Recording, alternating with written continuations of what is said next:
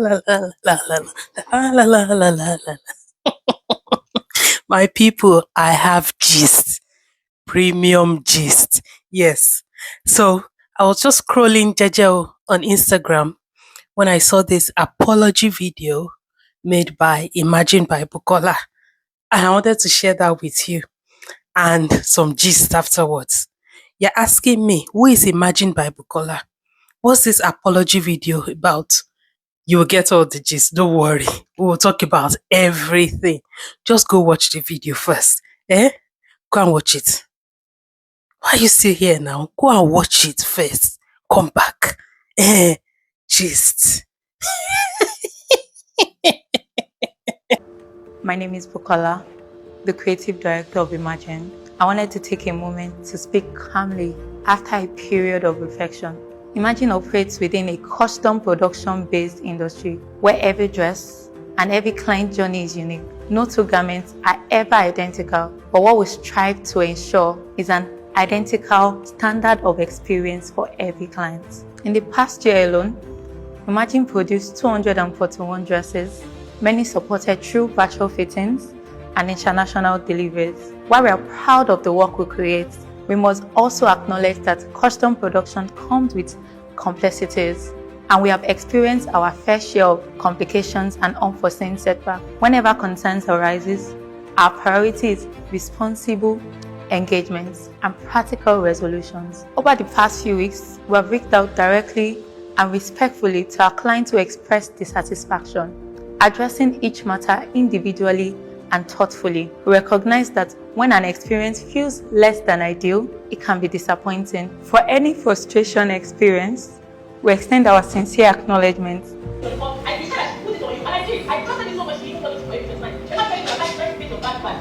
We are so sorry about our mistakes and everything. We will adjust it. Growth requires continuous learning, refinement, and stronger systems. We are actively strengthening our workflows, communication structure, internal quality control. We are practicing quality control. Each of these dresses here, we have 10 pins in.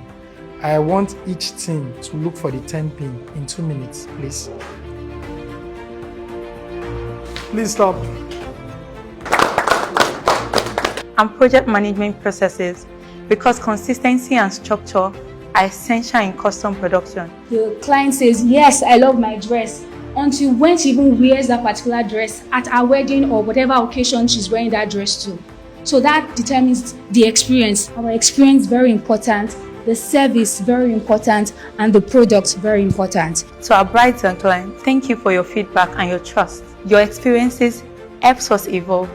My focus remains my craft, the integrity of what we create, and building a structure that supports excellence at every level. What do we stand for at Imagine? Creativity, excellence, and integrity. Thank you. We promise to do better. We promise to do better. We promise to do better. Everywhere I go, beauty finds its way in the little things of every day.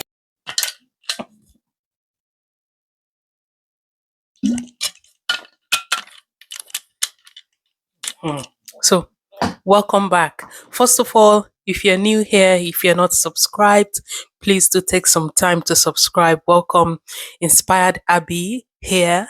Thank you for stopping by. If you stumbled on my channel, welcome. If you're a returning subscriber, welcome too. It's so good to be here. So let's delve into it. So you've just watched that apology video by Imagine by Bukola. Let's take a step back, okay? Who is Imagine by Bukola? So Imagine by Bukola is a fashion design brand. So they make dresses, custom dresses, wedding dresses, traditional Nigerian wedding dresses. She's based in Nigeria.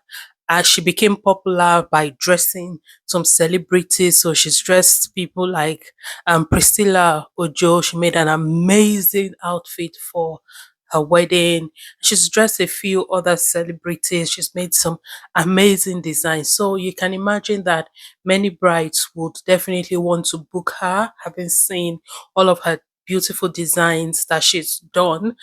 So she's on top of the list for a lot of brides, especially for the traditional outfits. And her prices are not cheap by any way. So recently we started to see videos. So at first I saw just one video of a lady who had spoken out. So it was this one lady who spoke out first about the horrible experience she had with Imagine by Bukola. I've got all of those videos that I'm going to show you, but I just wanted to speak about it, and then I will let you enjoy and take your time to watch all the videos about all of the complaints, all of the issues they had with this company. But let us just talk about how we got here. So she made she made a video on TikTok, on Instagram. It really trended. The horrible experience. She traveled down from the US. Her dress wasn't ready. She had paid a huge amount of money for it. The fabric she chose was changed. The design was changed. The dress still wasn't finished. Was infuriated. There was no communication. Appointment dates keep being changed. You know, she wants to come and try on her dress. They will say no one is available. Just all of those frustration. You know, when you're planning a wedding, that's something you really don't want to have to deal with. So she had to deal with all of these things. And I think at a point when she tried a dress and it didn't fit, somebody called her fat. And I think that just really messed up everything for this lady. So after that, other videos started to come out. Other brides started to come out and speak their mind about Imagine by Bukola. And then a trend started, there's actually a trend right now of brides speaking out about Nigerian vendors where we treated really horrible. So there's so many on TikTok at the moment, and if you just keep going delving into it, there's like so many. So they feel that I'll let you take your time to enjoy, and these people had receipts, so it's not as if they're making it up. There is evidence to show that they were not treated right, especially by Imagine by Bukola, because she's got the most of those complaints. So, and then, you know, we didn't hear anything for Imagine by Bukola until we saw this apology video. Now, what is wrong with that apology video? Okay. At first sight, I think maybe if we hadn't seen the video of the brides who had made complaints, maybe you might think, oh, there's nothing wrong with that apology video. That seems fine. That seems all right.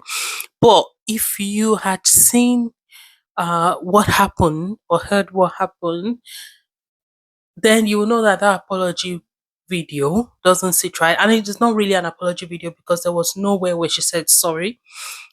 Her staff said sorry. A member of her staff said sorry. But in that video, there was not a point where she uttered the word from her mouth, sorry. It felt more like an advert. And I think the part that infuriated people the most is the last part where she's sitting down and her staff are kneeling down all around her and clapping and singing and cheering and giving her flowers. I just think whoever advised her to do that really advised her wrongly, whoever her business advisor or whatever. I think she needs to speak to somebody like Trisha B so that they can really train her on what she needs to do. It just wasn't it. That was not an apology video. We expect to see her alone, her and the camera speaking honestly and giving that apology and taking on responsibility for what happened, because she is the face, the name of that brand. She should be taking the apology. Her staff should be nowhere in that video because she's employed them. There's something called vicarious liability. Your employer will take on the responsibility of the employee when things go wrong. So the employer is fully responsible.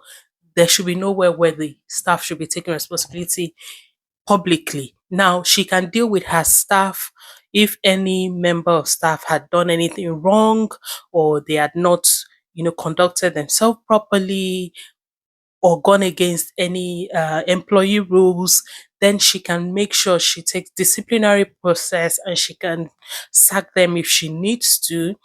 But those shouldn't be the ones apologizing to the public.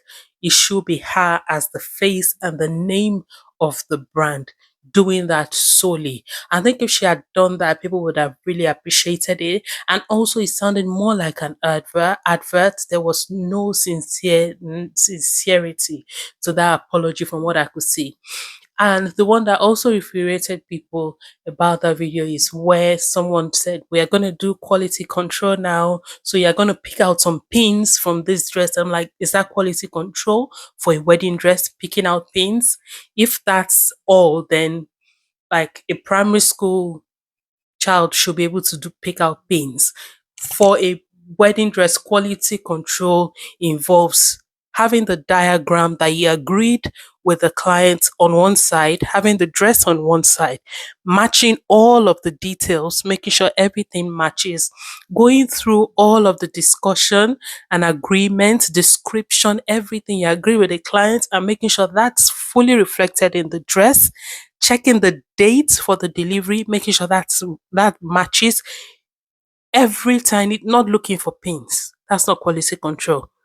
If you're just looking for pins, then that's like elementary. That's so basic. Looking for pins, that's like no. When a dress is finished and done, that's not the time for you to be looking for pins. There should be no pins anymore at that point. So it just looked weird. Okay, looks weird. Whoever is advising Imagine by Bukola, that was weird. That was such a weird thing. And I don't know why you were not uncomfortable. Did you watch the video before you posted it? Were you not uncomfortable? Did you not feel uncomfortable? I understand that, with when you have a brand, when you have a company, things could go wrong. There could be complaints. There will be things to deal with. See, I've had a business that I've had to close down. Okay, so I understand when things don't go as well, even though sometimes you've not even done anything wrong, and there will be complaints.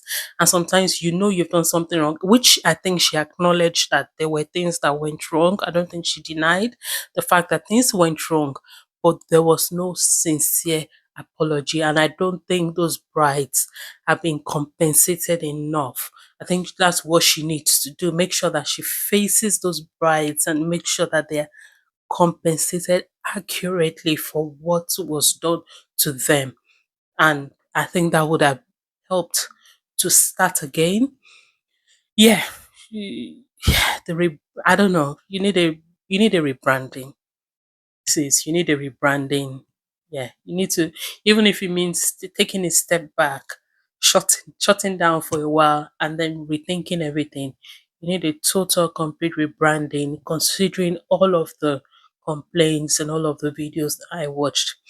I hope you come back stronger and better. I really, really do. I wish you the very, very best. But here I'm going to allow you to watch some videos, some complaints. There's about 2 or 3 ladies, and you'll be able to see everything that happened, including all the receipts. So let me know what you think about everything. Drop your comments in the comment section. Let me know. Please do like, share this video. Thank you so much for stopping by, and I'll see you on the next one. Hi guys, I wanted to give you guys a story on how a Nigerian designer called me fat and was very nasty to me during my wedding process. I had my first call with Emagine by Bukola, November 2024. My wedding was December 2025. So I told her I wanted my clothes ready for pickup August 2025, right? My first call went through, I sent my deposit, and then we set the first consultation. She said the time and the date, and then during the consultation, she came in like almost 15 minutes late and she was driving. She didn't even acknowledge the fact that she was driving or she was late. She started the whole process, right? I initially wanted to do 2 outfits with her, but I ended up doing 4 because I didn't want to go back and forth with different designers. And then I didn't have a stylist, so I added my friends to the group. But later on, I ended up getting a stylist. But follow along, let's go through the story one by one. During the consultation, I told her that I was going to pick up my dress in August. Like, I don't want to come and my dress is not ready. Come August, pick up my dress and go back home. She agreed. She said yes, my dress will be ready. I told her I wanted my fabric to be made from scratch. I wanted like a custom fabric, and then she agreed. Everything was set. After the January consultation, she said we'll have a consultation in February, a re-up, where we would look at everything and agree. Then a week later, they will send the sketch. After the February consultation, there was no sketch until March. In March, she then sent a message that they were replacing their staff. One thing I noticed, one of the red flags was that they were always replacing staff. So there's always communication lost in transit. The first person you're speaking to would go, then the next person will come in, and then you have to pick it up again. I mean, I don't have a serious problem with that, but When we get to the end of this conversation, you will see why I mentioned that. I sent her a message. I'm going to be linking that. Told me there will be sketches will be coming in. I've not seen anything yet. And when I complained about them exchanging people, that was not the first time, that was not the second time. Then she told me she'll be the one creating the sketch. Okay. I think a week later, she sent all the sketches. I love them. Like, I was very excited. And I remember my friend telling me that, don't show that you're very excited. Though. If you show that you're too excited, they will not take your work seriously. And I had to like calm down, act like, okay, I'm also badass. Like, I'm very hard at it. Just for them to know that, okay, take me seriously and all of that. But do I have to do that? Like, I feel like I need to be able to show how excited I am if I see my wedding dress sketches and everything, and not have to like mask that just because you know how some of the Nigerian tailors can be, right? So after March, I approved the sketches and I expected measurements to follow, but everything went silent since March. So in April, at first they sent me different sketches for my reception dress, and I chose a particular one. I'm going to link the video. I chose a particular sketch that I like, but she didn't like it. She particularly said in the chat, I didn't think this would be nice on you, Remy, blah, blah, blah, blah, blah. I'm like, this is what I want, and this is what I want. So let's move to fabrication. Then she sent like different fabrics. The fabric that I chose, she didn't like it. She wanted me to choose another fabric. Even during the call, I told her I don't like that fabric. I would prefer this other fabric. And that was the conclusion. And I was expecting them to, I asked them, please, when are you going to take my measurements? Throughout April, they never said anything about measurement. Then in May, I had to send a message in May about taking my measurement. After I asked for my measurement to be taken, then they sent a response about, okay, we're going to take it. I should choose between May 13th or between May 13th and 17th. I chose May 13th. And then I remember on the 13th of May, before they took my measurement, I also sent a message about, I would like to see my fabric, because I've placed since November now. We're already almost 6 months in. I would like to see what my white dress fabric looks like, just to be able to confirm if that's what I like. But before then, during the consultation, I told her I wanted my mesh, the base of my white fabric, to be on a nude mesh. Just, like when you have the nude mesh illusion on the fabric, like it's going to make it look better. I don't want it to be on a white mesh, because when it's white, I don't like it. I just want it to be on a nude mesh. She said, okay. And then I asked for the sample of my fabric. They didn't respond. So after going back and forth on where is my fabric, where is the swatches, can we see something? And she explained, by June, she was going to get it to me. In June, keep in mind, I'm going to get my clothes August, right? We're already in June. In June, she sent me the making of the fabric, right? And when I saw it, I was like, the first thing I asked her was, why is it being made on a white mesh? I wanted a nude mesh, because the thing is, I know exactly what I want. But they don't like if you know exactly what you want, because that's a problem for them. They like to work with people that don't know what they want, so that they can actually bamboozle you. But I know exactly what I want when it comes to clothing. So I asked her, why is my dress not made on a nude mesh? And she was like, she would deconstruct it and reconstruct it again, meaning cut it piece by piece and then follow the pattern. After we had a conversation about why my dress was not made on a white mesh, and she assured me she was going to deconstruct and reconstruct on a brown base, I was fine. And then come June 18th, they are changing from somebody else to Michael. Then Michael then sent a message that all my clothes will be ready for pickup in August, except my ashoke, because they wanted to maintain the true consistency of the fabric or something. I'm like, no. I want all my outfit taken back with me in August. I'm going to place it in a proper area where water will not go near it or anything, but just make my clothes ready. I'm having to fly all the way from here to Nigeria just to go pick up my clothes. Like, while all this was going on, my stylist has been messaging her behind the scene that please let this girl's dress be ready by August. She's really excited. She just want to come pick her clothes. Her clothes has to be ready by August. I want her dress to be ready. And she's like, I will do what I can. Please, she needs to calm down. She should calm down. Okay. July, I think it was July 18 or July 15, I can't remember. I asked her, like, can I see the color of the base of my wedding dress? Like, because I want the base to be deep brown. And I told her, I said, I want it to be very dark. So I said, can I see the color of the base of my wedding dress? Because I'm expecting now we're in July. She's coming in August. The base of the dress should be ready at least. Can I see the base? They kept going back and forth. It took hours. I had to involve other people to help me talk to her just to get the base of my outfit. And then she eventually sent the base. I should have known. And that's where my problem was going to start. After she sent the base, it was looking like yellowish brown. And I'm like, wait. This is not what I asked for. I expected that before you even make the base of my dress, run the different pattern of colors with me and let me choose. But she was like, that she was just looking at my skin tone, so she used my skin tone to make the base. I'm like, but I told you I don't want anything that has to do with my skin tone. I want it to be brown. Like, I know exactly what I want. After going back and forth with the bodies, it took like a whole 2 days. At first, she said it wasn't possible. There's no way I can wear a brown base with a white fabric. It wasn't going to be beautiful. And I told her, no, that's exactly what I want. She ended up agreeing to what I want. She then concluded that she was going to remake the base for me. So she then sent me different colors of bases. I chose the base that I wanted exactly. And then she proceeded. I just went back to my WhatsApp and I said that they deleted some of their chats. But I have transcript because I've downloaded all the chats before. So before going to Nigeria, I told them, are we coming to Nigeria? They wish me safe flights. Oh, Bridie, we wish you safe flight. We can't wait to see you. Be ready for your fitting. So after I got to Lagos, they were like, I could come, because I got to Lagos like 10 a.m. And they were like, I could come by 4 p.m. for my fitting. And then they texted me that, Bridie, we can't have you today. We'd like for you to come tomorrow morning, because of course they wanted to do like the whole content thing. I was so happy. Like, I'm like, oh my God, I cannot wait to see my clothes. Like, when you're like, that feeling like you see your white dress in the mannequin with the gloriousness and everything. Like, I was already imagining in my head. Like, I was so excited. I went with my friends. We had our own DJ. They were going to do our own content. My stylist was already waiting outside, for me. We got there and then we proceeded upstairs. So after the first fitting, I was not really excited because I was expecting more. I was expecting my clothes to have been done and then outfit, and then she can make the necessary adjustment just because she knows that I came in to get the outfit, right? So I I asked them again, am I coming on Tuesday? She said yes, we'll be coming on Tuesday. So I sent a message to the group that what time should I be coming on Tuesday? They were like, we'll communicate with you the date and the time. I'm like, what do you mean the dates? Are you saying available date, available time? Because you already told me Tuesday. And they were like, we'll get back to you. She had told my stylist to tell me that they would like for me to shoot all my outfits in Lagos. I'm gonna get a photographer, a videographer, a makeup artist, and everything, hairstylist to shoot all my looks. So I told her to tell Emagine that I will not be doing that because I want everything to be fresh. I don't want to trend. I don't want to wear the clothes for Instagram. I don't even care if they post it or not. Like, I just want my dress the way I want it. So I rejected that offer. And then she called me on Tuesday morning herself. I was doing my makeup, my hairstylist, everybody were there doing my makeup for the pre-wedding shoot. And then she called me. She was like, I can't come for fitting today because my clothes wasn't ready. She would book a time for me for tomorrow, the Wednesday or Thursday, to come for fitting. I'm like, but you told me I'm picking up on Thursday. So how am I supposed to do second fitting on Thursday when I'm supposed to pick up on Thursday? I already have other things that I'm doing. I don't have the time. So what are we supposed to do here? So that was what I told her. And she said, this is what we can do right now. We're sorry.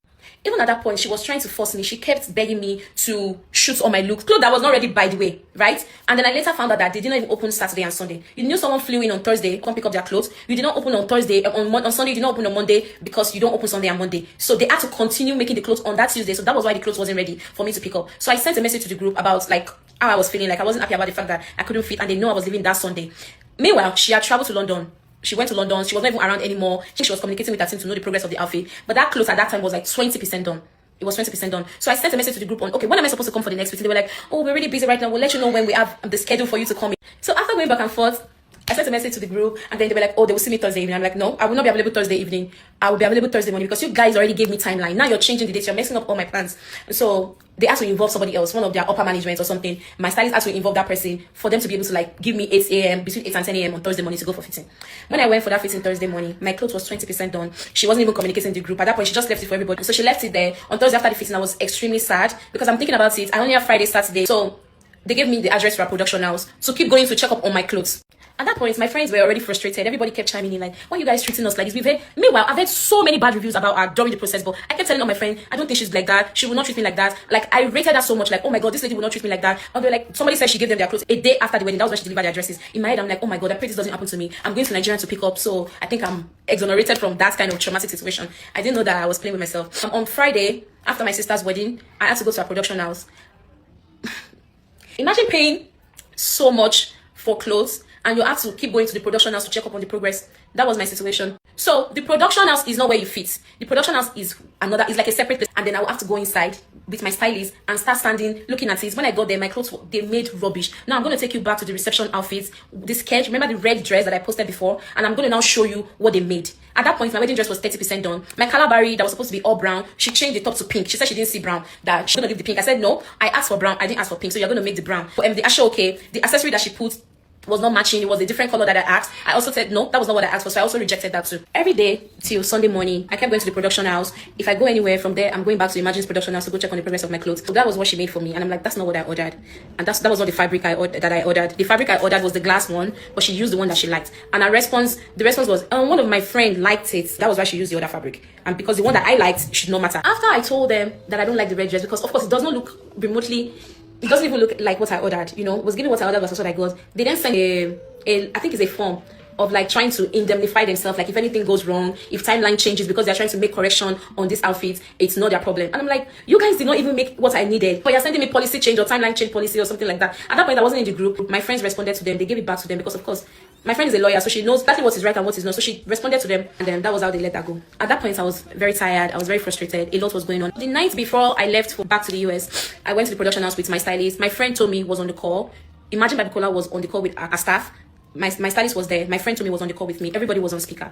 And then I was just lamenting on, this clothes is not ready. And she was like, this is how we do. Your clothes is going to be ready tomorrow. Come tomorrow morning. You're going to pick all your outfits. And Imagine my Bukola called me. And then she was like, even after I sent you an apology message, you didn't respond. Anyways, I just wanted to tell you, I don't want to trigger you, but I wanted to tell you that you are fat. Like you've added weight. Like you can see from your back, from your hand that you've added weight. First of all, if you tell someone I don't want to trigger you and you proceed to say you are fat, that's you already triggered me. But thank God I know who I am in my body. I honestly don't care. At that point, I was just even smiling like, is this girl alright? You shouldn't be telling me I'm fat because I'm not fat, first of all. And I feel like it's very insensitive of you to say I'm fat. I feel like you didn't make room for other fabric. And I was explaining to her, there's no way your armhole can be bigger because I also went to fashion school, so I understand how to measure. And then she said, I understand you may have gone to fashion school, but that was like back in the day, so you can't compare it to now. Okay, no problem. But so what are we going to do? She was like, at this point, I feel like you're not trying to understand where I'm coming from. We can't make you another dress, but we're going to refund you your money.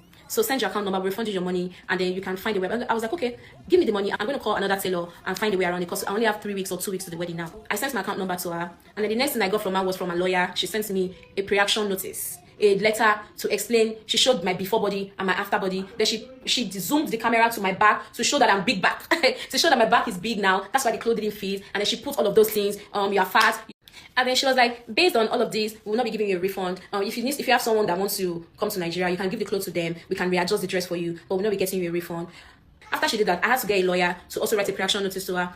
And after I responded to her message, she also got her own lawyer to also respond to me. And in that letter, our lawyer still said, because you are fat, that's why your clothes did not fit, so we will not be refunding you money. Even though I let them know that I was 164 before and I'm now 156, they still were, like, at that point, I feel like they've called me fat like multiple times. I called Essay. I told her, please just start making another dress for me. Essay sent me a sketch in 2 days, delivered, like, the dress was done before even November 30. Everybody was aware of how nasty she was, right? So they made the video, they posted it. When she saw the video that they posted, she got upset. And then she told them that, she was expecting vendor solidarity, that she didn't expect any vendor to post me because I said she shouldn't post me, so she wasn't expecting anyone to post the outfit. But why would you tell someone else not to post? After they posted the outfit, then she told her friends about it. Then her friends came to the comment section. Oh, who made this dress? Could it be Imagine by Bukola? I deleted the comments. Any comment that has to do with her at that point, I deleted because I'm like, you're not going to take the glory for this outfit. You were not there during the process. You didn't even like communicate correctly. In fact, you were very nasty to me. You said I was a problem. You said I was fast, and now you want to take the glory and start posting the process from beginning. Our impeccable bride Shion was looking radiant in her outfit and do the behind the scene because they already made all the content. She was ready to post it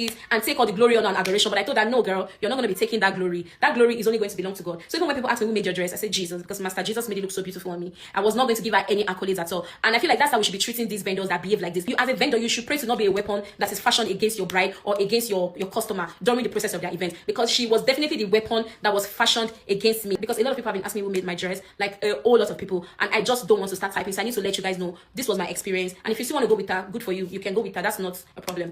Okay, welcome back to my Block by Bukola saga, part 3. So where we left off is they finally sent me my first visual update after delaying for 1 month. It's now around late November. My wedding is December 20th. They send me a visual update and the dress is red and silver, which is explicitly not what I wanted. I wanted red and coral. So we go back and we show them like, this is not what we wanted. We show them like, this was the original inspo, screenshotted from the mood board, red and coral. Like, why is this dress red and silver? Like, we're trying to understand.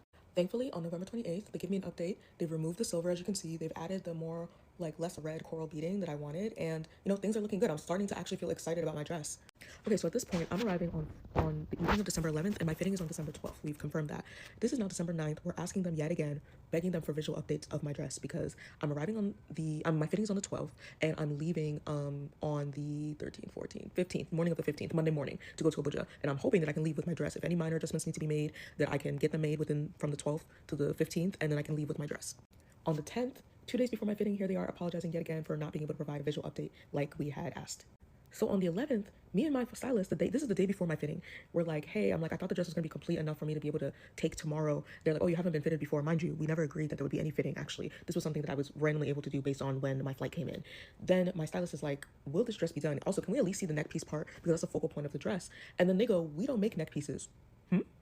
So I go back to the sketch and I circle like, this is what we mean, the neck piece that is the central part of the dress. Like, what do you mean you don't make neck pieces? And this is December 11th, by the way. Why are we even having this discussion the day before I'm supposed to come in for my final fitting? Then they start asking me when is my wedding, which I'm like, why is this relevant to the conversation? First of all, this is information that you take from the first consultation back in September. You knew I said November. Then you know that I'm coming on December 12th to pick up my dress. Why are you asking these questions? So this is where my heart starts to drop, because I'm like, oh, they clearly have not finished my dress. Like, clearly. Okay, so at this point, right, because of my nervousness, I'm talking to some of my friends, and one of my friends mentions my homegirl that I mentioned in part 2, and it's like, you should reach out to her and find out her experiences. That's when I get all of her voice notes talking about her horrible experiences, and that's her story to tell, but my major takeaway from that, and what she told me was, when you go into your fitting, go in, do not let anything pass, do not be nice about anything, be stern, be direct with them, and lay out all your concerns, because she told me all of the things she experienced, and basically it was very much reminiscent to the things that I was already starting to experience with them. So without further ado, let me show you what was done by the time of December 12th of what was supposed to be my first and final fitting of my dress. So this was my final, my first and final fitting. Dress looks beautiful, gorgeous, but where's the bottom half of my dress? Where's the bodice detail? Where's the neck? So as you can see here, like, the fitting is so awkward because there's just so much silence and awkwardness. No one introduced themselves, nobody was warm, nobody was friendly. Bukola herself joined on the video but never introduced herself. So as I was saying, the fitting was just silent and awkward, and it was so weird to juxtapose it against the fitting that I had earlier that day with Somo by Somo, where everybody was warm, kind, inviting, pleasant, professional, introduced themselves. So it's like I had something to compare it to. And even when you came in, like, they weren't on time. They have you waiting in some dingy back room before you actually go upstairs to their like actual fitting room. Your dress is in the production house, which is not in the same location as where you come to do your fitting. So they have to bring your dress from the production house each time. And it was so weird. A few elements of my dress, like the neck piece is not there. The bottom half of my dress is not complete. This is now I'm starting to panic because the same pattern of behavior that my friend had described, they were exhibiting it. So we decided that, that was on a Friday, that I was going to come back. I had a wedding on Saturday to attend. I was going to come back on Sunday to do a fitting under the whatever requirement that Bukola herself be present. We said that Bukola herself must be present. Okay, let me show you what happened. So here we are summarizing. Please, at the next fitting, can the designer be present Friday, December 12th? Cool. We asked them, what time on Sunday can I come in? They're like, we'll let you know by tomorrow morning. They don't let me know. Now, Saturday, December 13th. They're like, we know you have an early morning flight, but can you come in on Monday? What? Can you come in early on Monday? I said, no, Sunday's the latest I can do. I can't risk missing my flight. Then you see my lovely chief bridesmaid saying that she's not coming in on Monday morning. Monday morning, I'm flying to Abuja to meet my husband's family and my friends coming from America. I'm not supposed to be worried about fitting. I'm supposed to be bringing the dress with me. What do you mean, can I come in for fitting early Monday morning? Here we are reiterating that Monday is not an option. Mind you, I think they had previously said that they don't work on Sundays or they don't work on Mondays during my fitting. I said, that one is none of my concern.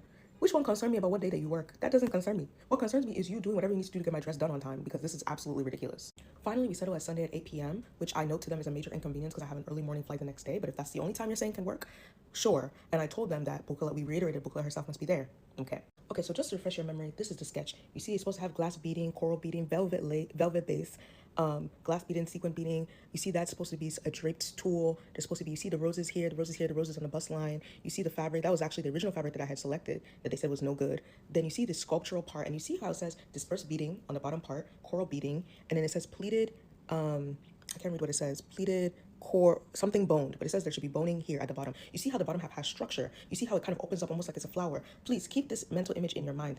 Just because a dress is beautiful does not mean it's what you paid for or what you agreed upon. So keep this mental image in your mind when you see, I'm going to just drop clips of the Sunday 8 p.m. meeting. I know what you're saying, but I think the quality of the tool, but this fabric, you can't say.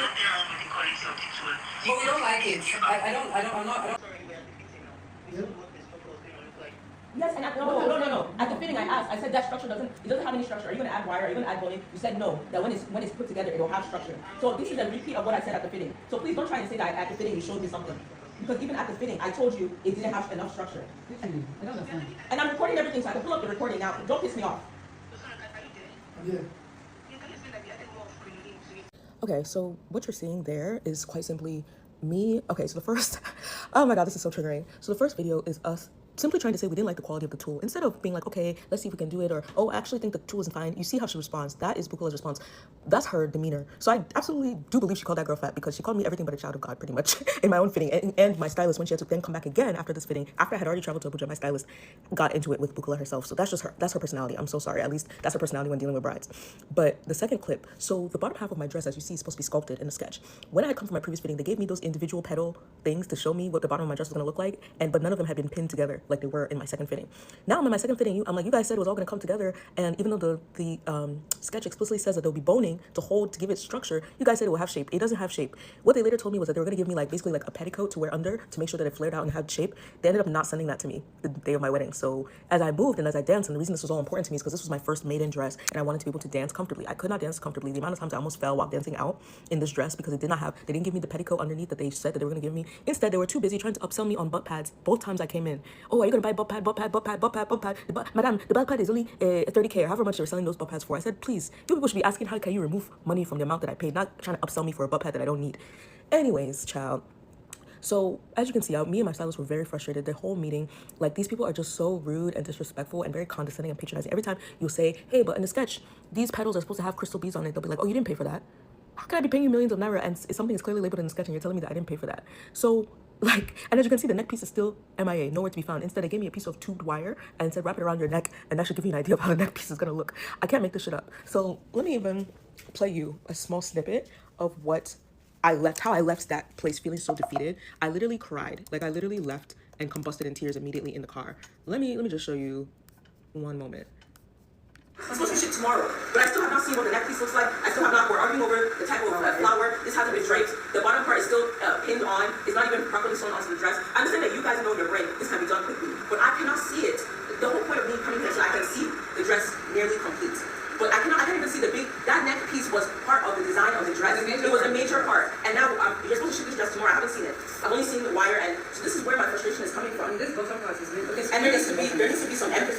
exactly to realize that you're dealing with a real human being.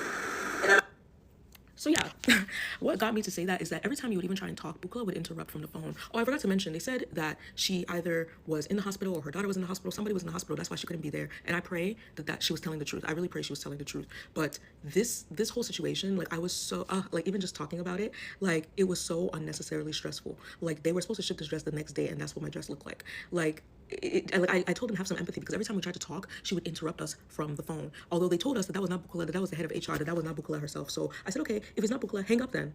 Hang up on the head of HR. I'm tired of this person. Whoever's on the phone is pissing me off. So can you hang up on them? Of course they didn't hang up on her because it was Bukola.